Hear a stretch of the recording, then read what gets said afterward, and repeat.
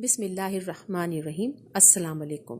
آج کا میرا موضوع بہت اہم اور خاص ہے، اور وہ موضوع ہے مسجد نبوی صلی اللہ علیہ وآلہ وسلم اور روضہ رسول کا گنبد خضرا، اندر سے ان کے کیا مناظر ہیں اور کون لوگ اب تک اندر جا چکے ہیں۔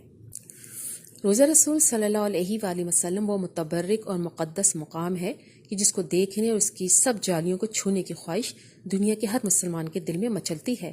یقیناً خوش نصیب ہوتے ہیں وہ لوگ جو اللہ کے حبیب کے مہمان بنتے ہیں اور انہیں اس مقدس شہر کی زیارت کا بلاوا آتا ہے، اور بلا شبہ ارب و نفوس پر مشتمل آبادی میں سے چند منتخب لوگوں کو ہی بلایا جا سکتا ہے، اور ان لوگوں میں سے بھی وہ لوگ تو انگلیوں پر گنے جا سکتے ہیں جنہیں روضہ رسول صلی اللہ علیہ وآلہ وسلم کے اندر داخل ہونے کی سعادت ملی اور اندرونی مناظر سے اپنے دل منور کرنے کا موقع بھی ملا۔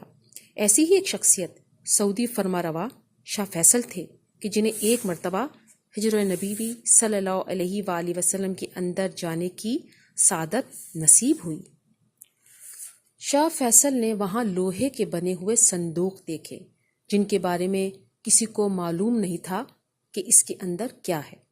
شاہ فیصل نے ایک کمیٹی تشکیل دے کر انہیں کھولنے کا حکم دیا۔ عشاء کی نماز کے بعد جب صندوق کھولے گئے تو اس میں سے کیا نکالا؟ یہی وہ سوال ہے جس کا جواب اس ویڈیو میں موجود ہے۔ روضہ رسول صلی اللہ علیہ وآلہ وسلم کی حفاظت اور اس کے اندرونی دیکھ بھال کے لیے سعودی حکومت کی جانب سے ہمیشہ خصوصی انتظامات کیے جاتے ہیں، اور چند مخصوص افراد کے علاوہ روضہ رسول صلی اللہ علیہ وآلہ وسلم کے اندر کسی کو بھی جانے کی اجازت ہرگز نہیں ہوتی، حتیٰ کہ سعودی شاہی خاندان کے افراد بھی بنا اجازت کے روضہ رسول کے اندر نہیں جا سکتے۔ حجر رسول صلی اللہ علیہ وآلہ وسلم کے اندرونی حالات و مناظر ہمیشہ سے مسلمانوں کے لیے باعث دلچسپی رہے ہیں۔ رسول اللہ صلی اللہ علیہ وآلہ وسلم کے روضہ مبارک کے اندر کیا ہے، اس کے بارے میں کئی کہانیاں اور داستانیں مشہور ہیں۔ انٹرنیٹ پر آپ کو جا بجا ایسی بے شمار تصویریں ملیں گی جن کے بارے میں دعویٰ کیا جاتا ہے کہ روضہ رسول صلی اللہ علیہ وآلہ وسلم کے اندرونی مناظر ہیں۔ انواع و اقسام قسم کی خبروں کو رسول اللہ صلی اللہ علیہ وآلہ وسلم کی مرکز قرار دے کر شیئر کیا جاتا ہے۔ کبھی کبھار کسی آدمی کے بارے میں یہ مشہور کر دیا جاتا ہے کہ روضہ رسول صلی اللہ علیہ وآلہ وسلم کے خادم ہیں اور اندر جانے کی اجازت صرف انہیں ہی ہے۔ سچ یہی ہے کہ ایسے تمام دعوے باطل ہیں۔ حقیقت کیا ہے اور روضہ شریف کے اندر کیا ہے، اور کیا واقعتاً کسی کو روضہ رسول صلی اللہ علیہ وآلہ وسلم میں مستقل اندر آنے جانے کی سہولت میسر ہے؟ ان تمام باتوں کے جوابات سعودی حکومت نے حالیہ ایک ڈاکیومنٹری میں دیے ہیں، جس سے تمام خرافات کا خاتمہ ہو جاتا ہے اور تمام سوالوں کے جوابات بھی مل جاتے ہیں۔ پہلی مرتبہ روضہ رسول صلی اللہ علیہ وآلہ وسلم کے اندرونی مناظر الفاظ میں بیان کرتے ہوئے شیخ عائض بن عمر نے 7 ایسے حقائق بیان کیے جو لوگوں کے علم میں ہرگز نہیں تھے۔ شیخ بتاتے ہیں کہ سعودی فرمانروا شاہ فیصل بھی وہ شخصیت ہیں کہ جنہیں روضہ رسول صلی اللہ علیہ وآلہ وسلم کے اندر جانے کی سعادت حاصل ہو چکی ہے۔ شیخ عائض بتاتے ہیں کہ جب شاہ فیصل کے ہمراہ روضہ رسول صلی اللہ علیہ وآلہ وسلم کے اندر داخل ہوئے تو وہاں کا منظر ہی کچھ اور تھا۔ انہوں نے دیکھا کہ روضہ مبارک کے اندر لوہے سے بنے ہوئے بڑے صندوق موجود تھے، اور وہ تمام کے تمام مقفل یعنی ان پر لاک لگے ہوئے تھے۔ یوٹیوب پر موجود اپنے ایک انٹرویو میں شیخ عائض بتاتے ہیں کہ ہم نہیں جانتے تھے کہ ان صندوقوں میں کیا ہے، چنانچہ روضہ رسول سے واپس آنے کے بعد شاہ فیصل نے ایک شاہی حکم نامہ جاری کیا اور ایک کمیٹی کو تشکیل دے دیا، یہ جاننے کے لیے کہ ان صندوقوں کو کھولا جائے اور یہ معلوم کیا جائے کہ اس کے اندر کیا ہے۔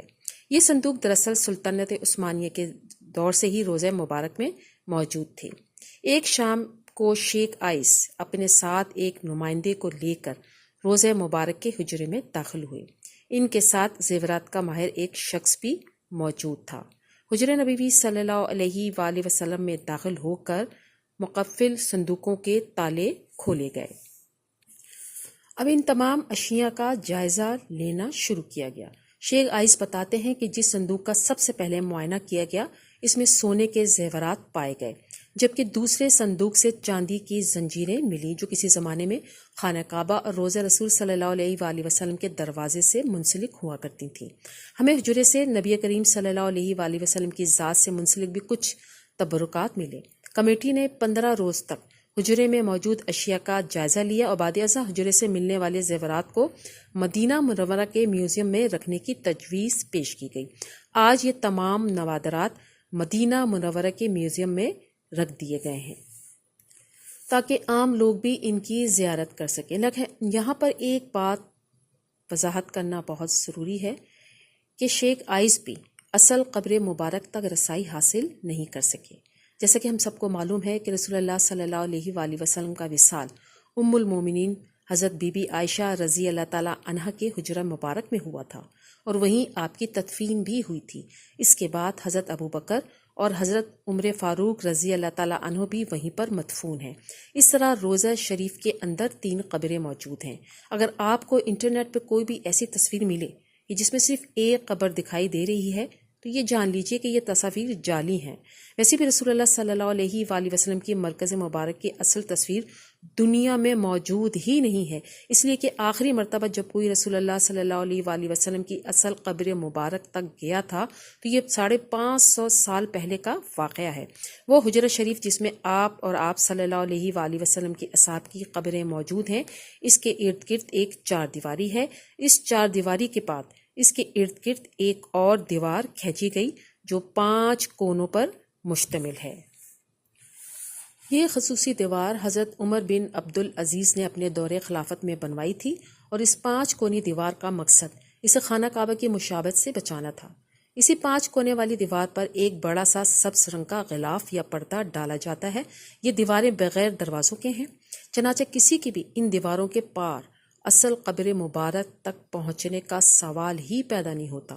جو بھی سربراہان مملکت آج تک روضہ شریف کے اندر داخل ہونے کا شرف حاصل کر سکے ہیں، وہ اس 5 کونی دیوار پر پڑے سبز پردے سے آگے نہیں جا پاتے۔ روضہ رسول صلی اللہ علیہ وآلہ وسلم پر سلام عرض کرنے کی غرض سے جب زائرین سنہری جالیوں کے پاس کھڑے ہوتے ہیں تو سنہری جالیوں کے پار انہیں بس یہی 5 کونی دیوار پر پڑا سبز پردہ نظر آتا ہے۔ گزشتہ 1400 برس میں ان 5 دیواری حجرے کے اندر سوائے 2 افراد کے کوئی بھی نہیں جا سکا۔ پہلی بار 91 ہجری میں حضرت عمر بن عبدالعزیز رحمۃ اللہ علیہ کے دور میں ان کا غلام، اور دوسری بار 861 ہجری میں معروف مورخ علامہ اصمودی کے بیان کے مطابق وہ خود اس 5 دیواری حجرے کے اندر داخل ہو گئے۔ آخری بار 861 ہجری میں حجرہ نبوی صلی اللہ علیہ وآلہ وسلم کی دیواریں پرانی ہو جانے کے باعث اس کی تعمیر نو اور اس کی زیبائش اور آرائش کرنا پڑی۔ اس وقت نامور مورخ علامہ نور الحسن اصمودی مدینہ منورہ میں موجود تھے اور انہیں حجرہ مبارک کی دیواروں کی تعمیر نو کے کام میں حصہ لینے کی سعادت نصیب ہوئی۔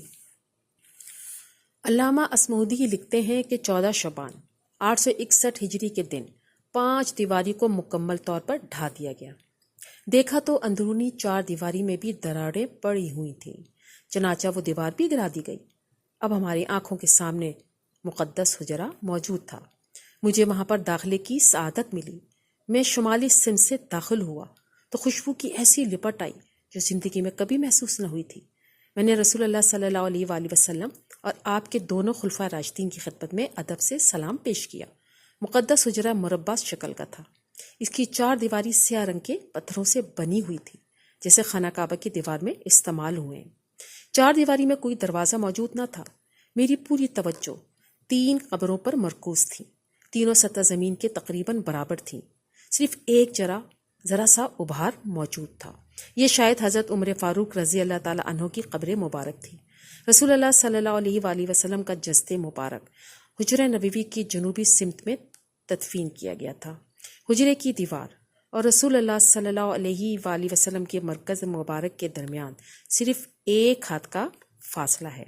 رسول اللہ صلی اللہ علیہ وآلہ وسلم کا سر مبارک مغرب کے سمت، پاؤں مشرق کی سمت، اور آپ صلی اللہ علیہ وآلہ وسلم کا چہرہ مبارک قبلہ رخ رکھا گیا۔ خلیفہ اول حضرت ابو بکر صدیق رضی اللہ تعالی عنہ کی جب وفات ہوئی تو انہیں بھی یہیں پر تدفین کیا گیا اور ان کا سر مبارک رسول اللہ صلی اللہ علیہ وآلہ وسلم کے شانوں سے ذرا نیچے رکھا گیا۔ جب خلیفہ دوم حضرت عمر فاروق رضی اللہ تعالیٰ عنہ کی وفات کا وقت قریب آیا تو انہوں نے ام المومنین بی بی عائشہ رضی اللہ تعالیٰ عنہ سے اجازت چاہی کہ وہ اس حجرے میں دفن ہونا چاہتے ہیں۔ ام المومنین نے اصرار کرتے ہوئے یہ اجازت دے دی، اگرچہ اس سے قبل وہ خود وہاں پر دفن ہونے کا ارادہ رکھتی تھیں۔ حضرت عمر فاروق رضی اللہ تعالیٰ عنہ کی تدفین کے بعد ام المومنین بی بی عائشہ نے حجرہ میں ایک دیوار کھینچ دی اور یہ حجرہ 2 حصوں میں تقسیم ہو گیا۔ خلیفہ ولید بن عبد الملک کے دور میں یہ دیوار گر گئی۔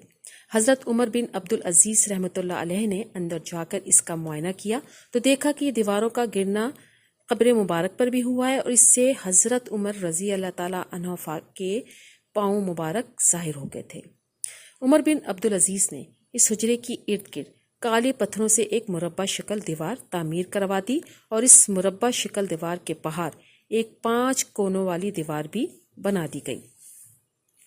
مشہور محقق محی الدین الہاشمی لکھتے ہیں کہ حجرے میں داخل ہونے کا واحد راستہ سبز رنگ کا مشرقی دروازہ ہے جو 600 سال سے زیادہ پرانا ہے۔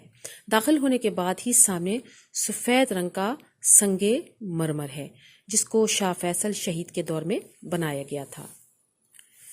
اس کے بعد سیدہ فاطمہ رضی اللہ تعالیٰ عنہ کا تخت موجود ہے۔ اس کے عقب میں ان کی محراب ہے۔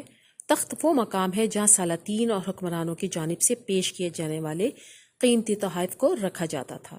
اس تخت میں موجود تمام اشیاء کو ٹرین کے ذریعے استنبول کے توپ خانہ محل پہنچا دیا گیا ہے جہاں آج تک وہ محفوظ ہیں اور آج بھی لوگ ان تمام تبرکات کا زیارتیں کرتے ہیں۔ امید کرتی ہوں یہ ویڈیو آپ کو پسند آئی ہوگی۔ ویڈیو اچھی لگی تو اپنے کمنٹ سے مجھے ضرور آگاہ کیجیے گا۔ بسم